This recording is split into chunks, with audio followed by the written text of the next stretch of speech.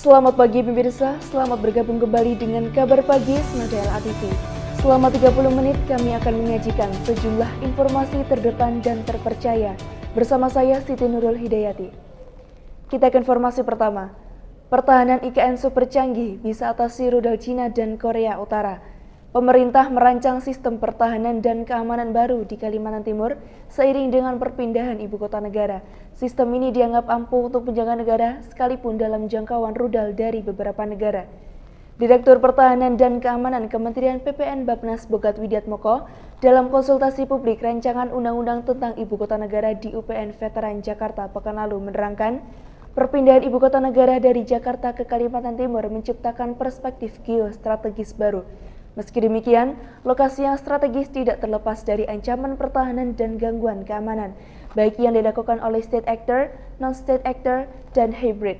Seperti lokasi ibu kota negara yang berdekatan dengan perbatasan darat ke Malaysia sepanjang 2062 km, dan ini merupakan pintu bagi ancaman pertahanan dan gangguan keamanan.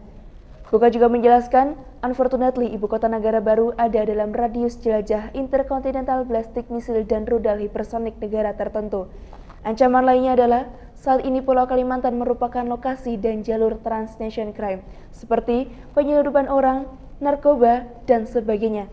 IKN juga dengan teroris transit triangle di Sulu, Sabah, dan Poso. Posisi ibu kota negara baru dikelilingi oleh aliansi-aliansi pertahanan seperti The Five Power Difference, Arrangement Malaysia, dan sebagainya. Kemudian aliansi Australia, UK, dan USA, dan terdampak dari One Belt One Road China. Namun, ia menegaskan kemungkinan terjadi perang terbuka sangat kecil sampai tahun 2045. Adapun kemungkinan yang terjadi justru konflik terbatas dan serangan yang bersifat chemical, biological, radiological, dan nuclear difference. Sistem pertahanan dan keamanan IKN menggunakan teknologi modern, yakni Surface Air Missile. Dengan kecepatan supersonik, rudal pengamanan ibu kota yang sekarang diinstal di Tuknaga mampu menghancurkan rudal yang akan menyerang dalam radius di atas 200 km. Konsepnya seperti Iron Dome di Israel, hanya saja perbedaannya ada pada misilnya, sehingga dapat dipastikan lokasi ibu kota negara berada dalam wilayah yang aman. Baik pemirsa, kita beralih ke informasi kedua. Bappenas diskusikan kesiapan Kalimantan Selatan untuk menjadi ibu kota negara baru. Kementerian PPN Bappenas menggelar dialog nasional pemindahan ibu kota negara di Kalimantan untuk Indonesia yang mengangkat tema menuju ibu kota masa depan, smart, green, beautiful, dan sustainable. Dialog tersebut dilaksanakan untuk mendapatkan masukan terkait kesiapan Kalimantan Selatan menjadi salah satu calon lokasi ibu kota negara selain Kalimantan Timur dan Kalimantan Tengah, dilihat dari perspektif lingkungan hidup serta perspektif sosial dan budaya. Terdapat dua skenario pemindahan aparatur sipil negara atau ASN ke ibu kota negara baru.